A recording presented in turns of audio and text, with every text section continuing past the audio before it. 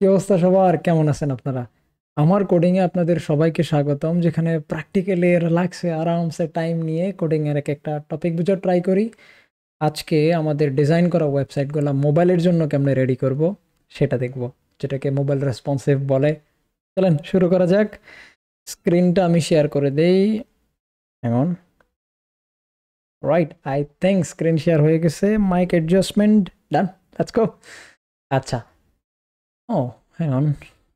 ওকে, একটা বক্স নিছি, তার ভিতরে একটা স্মল বক্স, তার ভিতরে সিম্পল পি আর সিএসএস এ গিয়ে বক্সকে আর স্মল বক্সকে বেসিক কিছু স্টাইলিং দিয়ে দিছি। ওকে, লেটস মুভ অন। আচ্ছা, রেসপন্সিভ জিনিসটা কি বা মোবাইলের জন্য কেমনে রেডি করে?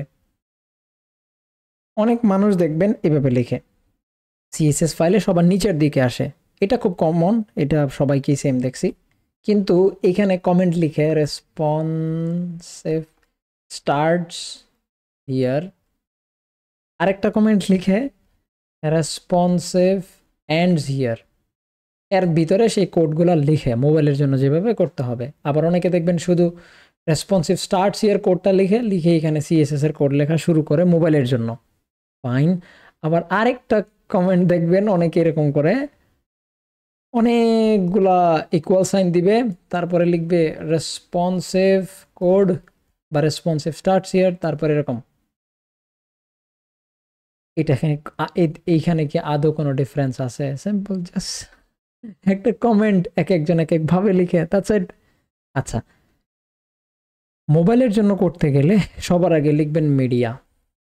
মিডিয়া বানানটা ভুল ভুল করেন না, আমি এরকম করতাম মেইডা। পরে দেখতাম আমার কোড কাজ করে না কেন। So, আপনারা এই কাজটা করেন না, মিডিয়া, তারপরে স্ক্রিন, তারপরে এন্ড।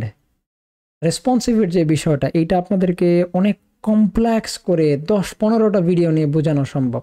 প্রথম কোশ্চেন হচ্ছে দরকার আছে কি, সেকেন্ড বিষয় হচ্ছে আমার কাজ হইলেই তো হয়, থার্ড বিষয় হচ্ছে আমাদের আপাতত স্মল বেসিক আকারে বুঝবো, তারপর ধীরে ধীরে আমরা কমপ্লেক্সের দিকে যাব।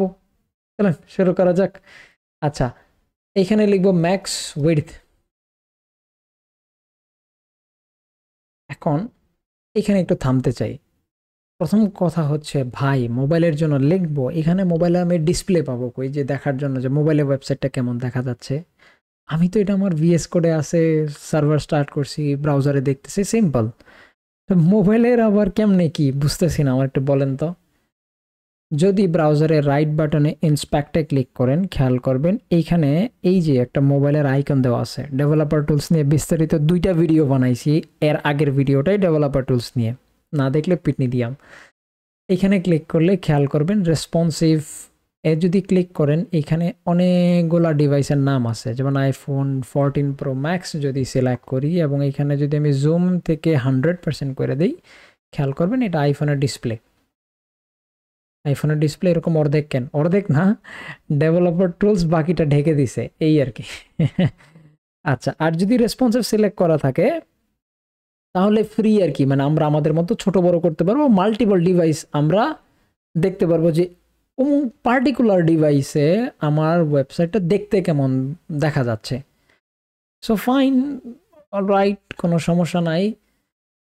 এখান থেকে মোবাইলের মতো দেখে ওয়েবসাইট ডিজাইন করতে পারবেন। বাট আমার এক্সপেরিয়েন্স থেকে যদি বলি, ডিজাইন তো করে ফেলতে পারবেন, বাট ওই ফিলটা না প্রপারলি আসে না যে অ্যাকচুয়ালি কীরকম দেখা যাবে ফোনে। সেটার জন্য আমি কি করতাম, নেটলিফায়ে ওই প্রজেক্টটা ডেপ্লয় করতাম। কেমনে করে, আমার চ্যানেলে অলরেডি ভিডিও আছে আমার ডেপ্লয়মেন্ট প্লে লিস্টে, তো ডেপ্লয় করে দিতাম। তারপর মোবাইল থেকে গিয়ে দেখতাম যে আসলে কেমন ফিল আসে, কেমন কোনো চেঞ্জেস করা লাগবে কিনা, দেন চেঞ্জেস করে আবার ডেপ্লয় করতাম, করে করে করে দেন ফাইন, এইভাবেই হইতো। আচ্ছা, তো আপনারা নেটলিফায়ার ইউজ ডেফিনেটলি করবেন, যেহেতু এটা ফ্রি আর দেখা যাচ্ছে আরামসে। তো এই আর কি, ডিভাইস যদিও আমরা এখান থেকে পাই, তো ওই অ্যাকচুয়াল ফিলটা না আসে না। আচ্ছা চলেন শুরু করা যাক। এখন আইফোন 12-এর সাইজ কত? সরি 14-এর 430 না? সো আমি এখানে লিখবো 430। ভাই কেন 430 লিখবো? আচ্ছা, আমার ডেস্কটা একটু ঘোরায় নেই। আচ্ছা, 430, কিন্তু 430 কেন লিখবো বলতেছি।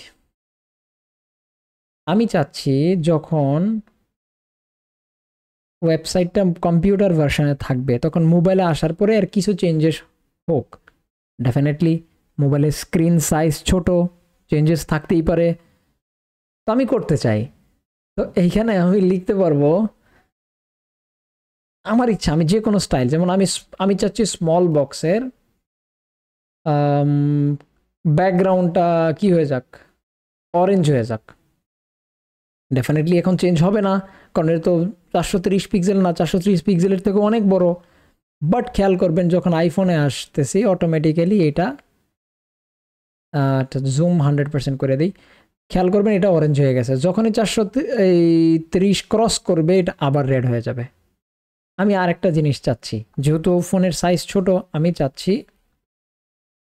বক্স যেটা এটা ফ্ল্যাক্স র্যাপ, আর আমি র্যাপ দিব। তাহলে কি হবে, তাইলে আমার যখন মোবাইলের স্ক্রিনে আসবে তখন অটোমেটিক্যালি নিচে আসা শুরু হবে। এখন আপনি বলবেন ভাই এই র্যাপ তো আমি উপরেই দিতে পারতাম। আরে পারতেন রে ভাই, আমি তো আপনাকে মানে ভিতরে কি লিখবেন এটা শিখাচ্ছি না, আমি আপনাদেরকে একটা ধারণা দিচ্ছি যে ফোনের জন্য এইভাবে আপনারা কোড লিখবেন। এবার ভিতরে আপনি কি লিখবেন, কি ডিজাইন চেঞ্জ করবেন, এটা আপনার উপরে, এটা তো আমি জানি না। আপনার যে ডিজাইনটা আপনার অফিস থেকে দিবে বা ক্লায়েন্ট দিবে সেটার উপর নির্ভর করবে, আপনাকে হয়তো বা ব্যাকগ্রাউন্ড চেঞ্জ করতে হবে, হয়তো বা কোনো কিছু হাইড করতে হবে, কোনো কিছু শো করতে হবে, অনেক কিছুই তো হইতে পারে। যেমন আমি চাচ্ছি মোবাইল ভার্সনে আসার পরে এই ডিপগুলো পুরো হারায় যাক, এটা যেন নাই থাকে, তাহলে আমি লিখবো ডিসপ্লে নান, হারায় গেছে, সিম্পল। তো এরকম কইরা আমি চাচ্ছি যে আমার এই মোবাইলের জন্য এক এক রকম ফিল বা ভিউ আসুক। যদি আমার মাল্টিপল দরকার পড়ে মাল্টিপল নিবেন, কিন্তু কারো সম্পত্তি আপনি মেরে দিতেছেন না। আপনার মন চাইলে আপনি মাল্টিপল ডিভাইসকে টার্গেট করতেই পারেন, একটা ওয়েবসাইট তো সিঙ্গেল ডিভাইসের জন্য বানানো হয় না। ম্যাক্স ওয়েট এখানে আমি লিখব কত, ধরেন 768, আমি আইপ্যাডের জন্য এবার আমি বানাবো। আইপ্যাডের জন্য কি করা যায়, আমি চাচ্ছি কি করা যায় বলেন তো, এখানে তো লিমিটেড এক্সাম্পল। ধরেন আমি চাচ্ছি ফর সাম রিজন এটা ব্যাকগ্রাউন্ডটা ডিপ স্কাই ব্লু হয়ে যাক। তো যখনই আমি 430-এর উপরে যাব দেখবেন এটা ডিপ স্কাই ব্লু হয়ে গেছে। যখনই আমি 768 ক্রস করবো তখন দেখবেন রেড হয়ে গেছে। You get the point? So it's basically is আপনাদেরকে মাল্টিপল ডিভাইস টার্গেট করতে গেলে মাল্টিপল ডিভাইসের কোড লেখা লাগবে। আর যদি আপনার কাছে মনে হয় যে না আমার একটা দুইটা ডিভাইস টার্গেট করলেই হচ্ছে, ফাইন, একটা দুইটা ডিভাইসে ঠিক আছে তখন। আর যখন মাল্টিপল লাগবে মাল্টিপল করবেন।